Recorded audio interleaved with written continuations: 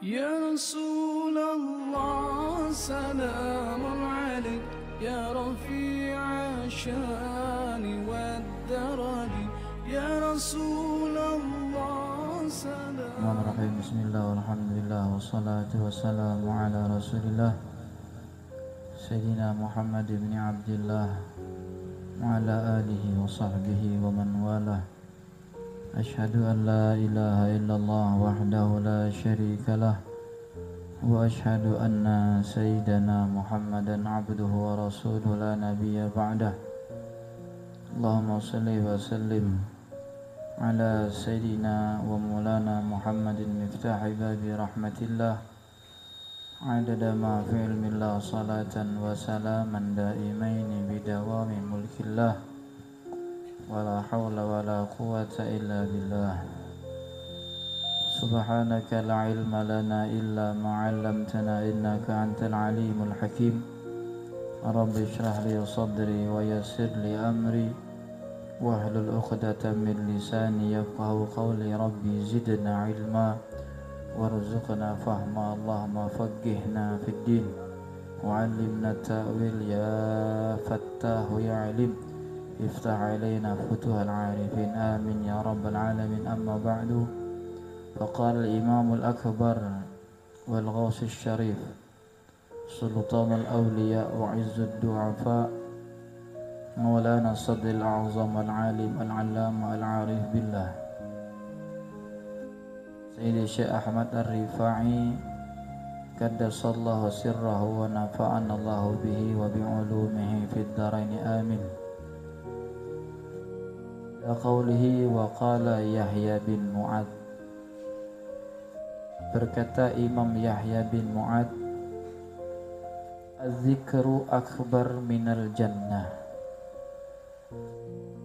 zikir menyebut dan mengingat Allah itu lebih besar, lebih mulia, lebih agung daripada surga. Lianna zikra nasibullah wal jannatu nasibul abdi. Zikir lebih besar daripada surga itu dikarenakan bahwasannya zikir itu adalah bagian daripada Allah, sedangkan surga adalah bagian untuk manusia. Zikri ridha'ullah wa fil jannati ridha'ul abid. Dan di dalam zikir itu dapat ridha Allah, sedangkan surga itu adalah ridhonya setiap hamba. Ali bin Abi Thalib radhiyallahu anhu qala, dan diriwayatkan dari Imam Ali bin Abi Thalib radhiyallahu anhu bahwasannya beliau berkata, Innallaha yatajalla lizzakirina inda zikri wa tilawatil qur'ani wa la yarawnahu li'annahu azzu min an yura wa azharu min an yukhfa wa tafarradu billahi subhanahu wasta'nisu bi zikrih wa ma nazalat bi ahadi nazilatin illa wa fi kitabillahi laha dalilun minal huda wal bayan. Imam Ali mengatakan sesungguhnya Allah itu bertajalli, menampakkan eksistensinya di hadapan orang-orang yang berzikir ketika berzikir. Dan Allah menampakkan bertajalli, menampakkan eksistensinya kepada orang-orang yang tengah membaca Al-Quran. Wala yarawnahu li'annahu azzu min an yura. Meskipun secara kasat mata Allah tak kelihatan, akan tetapi dia lebih mulia daripada untuk sekedar dilihat. Wa azharu min an yukhfa, Allah lebih tampak daripada sekedar untuk disembunyikan. fatafarradu billahi subhanahu, maka esakanlah Allah dengan kesuciannya. Orang-orang yang lazim di dalam kehidupannya itu lisannya menyebut Allah, pikirannya mengingat Allah, hatinya tersambung kepada Allah, Allah akan bertajalli di dalam kehidupannya. Tajalli itu menampakkan dirinya, bukan nampak bentuk berupa zatnya, bukan, tapi menampakkan eksistensinya, menampakkan kekuasaannya, kebesarannya, keagungannya, keadilannya, kasih sayangnya. Itu nampak bagi orang-orang yang senantiasa mudawamah, selalu ala zikri, orang yang selalu berzikir, ingatannya Allah, sambung hatinya Allah.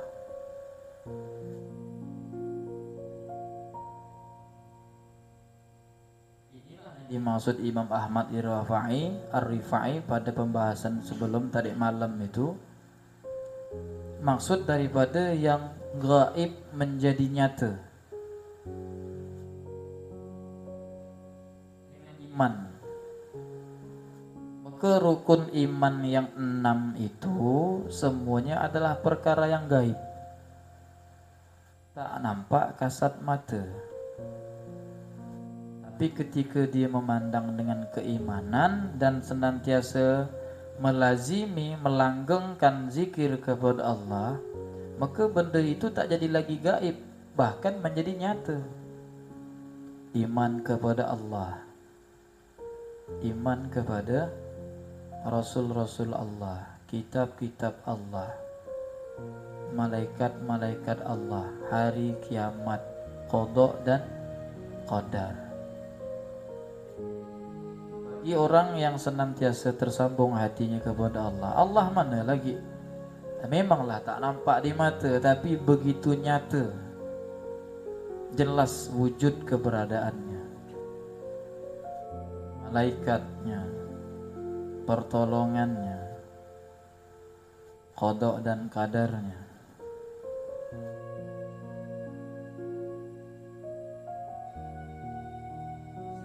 Tidaklah dia melihat segala sesuatu kecuali apa yang dia lihat itu mengingatkan dia kepada Allah. Mau dicerna kalimat ini ya. Maka tidaklah dia melihat sesuatu, kalimat di sini, tidaklah dia melihat sesuatu kecuali dia melihat Allah. Bukanlah Allah, misalkan dia melihat duit, apa yang dia lihat? Dapat rezeki, dapat duit. Dia melihat Allah pada duit itu. Allah bukan duit. Tapi ketika dia dapat duit, dia sambungnya bukan pada duit, pada yang memberi duit, yaitu Allah. Ketika dia melihat duit, dia melihat nikmat anugerah rezeki Allah, sehingga dia mengucapkan terima kasih ya Allah. Dicium dia punya duit, disanjungnya, amalan orang zaman dulu itu kan, cium sanjung. Bukanlah dia mencium duit, bukan juga dia menyanjung duit, tapi dia ucapan terima kasih kepada zat yang memberikan dia rezeki berupa duit.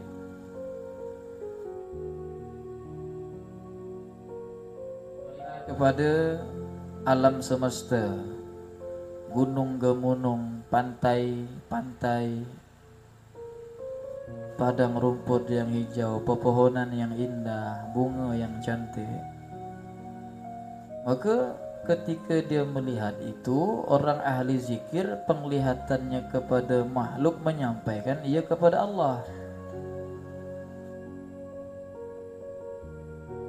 Orang yang bukan ahli zikir biasa saja dia melihat pokok-pokok itu, dapat rezeki biasa saja. Tapi kalau orang ahli zikir melihat pokok, mereka melihat Allah, mereka tersambung kepada Allah. Otak mereka zikir, lisannya subhanallah, otaknya berzikir, berpikir maha suci Allah yang telah menciptakan proses sebutir biji benih yang tertanam di dalam tanah, lalu berakar, lalu berbatang, lalu berdaun, bercabang, lalu tumbuh membesar, mulai berbunga, lalu berbuah dengan macam-macam jenis rupa daun, dengan macam jenis rupa bunga, dengan macam-macam jenis rupa rasa, macam-macam jenis rupa warna,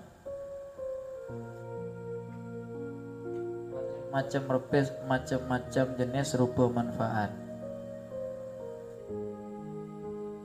Setelah jadi buah, ternyata di dalam buah kembali lagi dalamnya itu adalah biji atau benih. Pokok sampai dia kepada Allah, menjadikan dia berzikir kepada Allah. Gunung, langit, awan, lebih lagi melihat manusia, luar biasa sekali. Nyata kebesaran Allah dalam diri manusia. Nyambunglah kepada hadis yang pertama yang kemarin kita bahas, Addabani Rabbi fa ahsana ta'dibi. Maka mendidik aku, siapa Tuhan aku, dididik dengan adab, maka itulah sebaik-baiknya adab. Sebaik-baiknya adab ketika kita dididik oleh Zat yang maha mendidik. Allah itu namanya Rabbul Alamin. Rabbun itu bukan Tuhan. Kita sering mengartikan Tuhan secara bahasa, literasi bahasa Arab.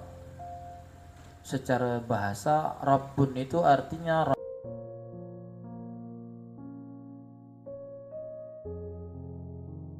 didik, al-alamin, alam semesta. Bagi ahli zikir, setiap hari yang dia lalui itu adalah pendidikan Allah kepada dia. Dia mampu melihat pesan, didikan, adab yang hendak Allah sampaikan kepada dia lewat apapun yang terjadi di sekitarnya. Jangan heran dengan perkataan orang-orang sufi yang mengatakan, aku berguru kepada Allah.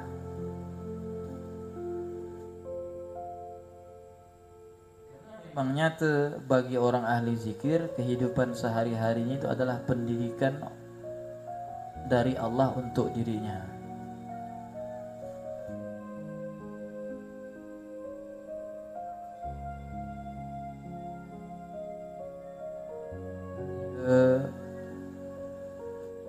Diberikan ujian berupa istri yang apa tuh, galak,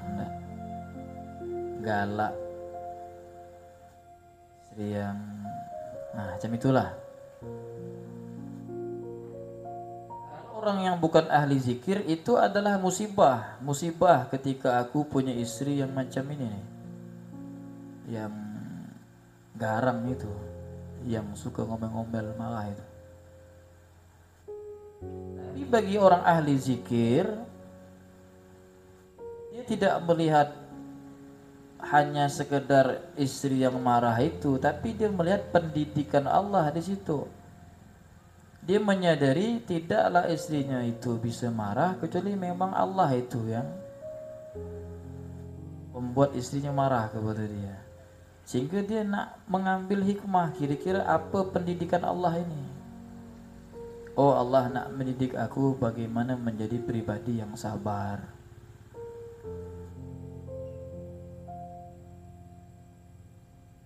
Kan banyak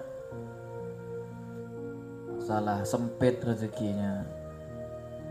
Bagi orang ahli zikir itu musibah. Tapi bagi yang ahli zikir, dia mengambil ilmu apa nih yang Allah kasih padaku nih lewat kejadian ini. Oh Allah nak ngajarkan aku tawakal. Oh Allah nak ngajarkan aku ridha. Oh Allah nak ngajarkan aku bersyukur. Itu setiap apa yang dipandang, yang dialami di dalam kehidupan sehari-hari, bagi orang yang ahli zikir, semuanya itu terdapat pendidikan dari Allah kepada dirinya. Yang tidak ahli zikir tak jadi apa-apa benda itu, masalah terus. Masalah, problem, sumpek, galau, risau, ngamuk, mana, situ tak ada jadi apa-apa dia. Bagi orang ahli zikir, dia dapat ilmunya. Ilmu itulah yang menyebabkan hatinya tersambung kepada Allah.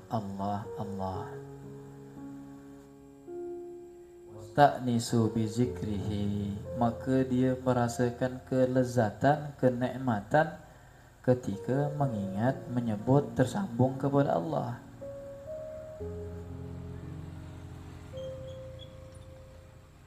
Sehingga semua itu menjadi dalil minal huda wal bayan, dalil yang menunjukkan, yang memberikan ia petunjuk, wal bayan dan penjelasan. Ini seakan-akan hatinya dia tu, sirnya dia itu mendapatkan pesan bahasa dari Allah yang tak bisa diceritakan, tapi bahasa itu ada. Bahasa dari diri rahasia Allah kepada diri rahasia manusia yang kemudian menjadi rasa sampai kepada hati itu. Pesan-pesan Allah itu sampai bagi dia. Itulah yang dikatakan ilham. Orang-orang soleh, orang direndahkan orang, difitnah orang, dapat ilmunya. Apa nih ilmu Allah nih? Kasih rezeki yang melimpah ruah, apa nih ilmu Allah nih? Disempitkan, apa nih ilmu Allah nih? Kasih kesehatan, apa nih pesan Allah nih? Kasih sakit, apa pesan Allah nih? Dapat pekerjaan, apa pesan Allah? Disibukkan dengan pekerjaan, apa pesan Allah? Dipecat daripada pekerjaan, apa pesan Allah? Itu. Hidupnya mengalir Allah bagi mereka yang ahli zikir. Abu Abdillah An-Nasad, inna lillahi ta'ala fid dunya jannah. Berkata seorang arif billah, Abu Abdillah An-Nasad, dia mengatakan sesungguhnya Allah itu memiliki surga di dunia. Wa man dakhalaha kana aminan. Barang siapa yang masuk surga Allah di dunia itu, maka dipastikan dia akan aman. Ubalahum wa husnu ma'ab. Beruntunglah mereka yang duduk masuk di dalam surga Allah di dunia dalam keadaan aman, dan itulah sebaik-baiknya tempat. Wa mahia, lalu ditanyakan apa itu surga Allah di dunia itu? Qala, maka sang imam berkata, al-unsu bi zikrihi. Surganya Allah di dunia itu adalah kenikmatan saat menyebut, mengingat, bersambung kepada Allah. Bukan surga dunia itu perempuan sebagaimana yang kita ketahui. Wes dah kahwin, hasil surga dunia nih.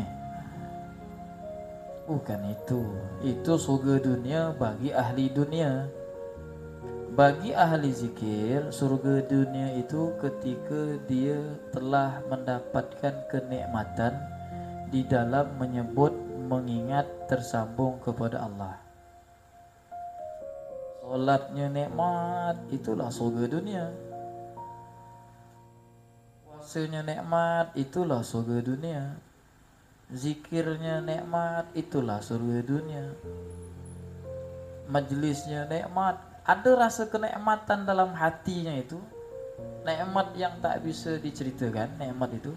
Maka ketika seseorang mendapatkan kenikmatan saat bersambung dengan Allah, itulah surga dunia. Wa qala Allah Ta'ala fi ba'di kutubih, dan Allah berkata di sebagian kitabnya, wallahu ta'ala a'lam sawab. Mudah-mudahan Allah Subhanahu wa Ta'ala menjadikan kita semua sebagian daripada hamba-hambanya yang senantiasa ingat kepada Allah, tersambung kepada Allah, mendapatkan, merasakan didikan langsung daripada Allah, sehingga kehidupan kita sehari-harinya tidak akan pernah lepas hubungan dengan Allah. Dan mudah-mudahan meninggalnya kita semua daripada dunia yang fana ini dalam keadaan husnul khatimah. Mudah-mudahan dikumpulkan dengan orang yang kita cintai dan yang mencintai kita di akhirat bersama baginda Nabi Muhammad sallallahu alaihi wasallam. Wa ma taufiqi illa billah, alaihi tawakkaltu wa ilaihi unib. Assalamualaikum warahmatullahi ta'ala wabarakatuh.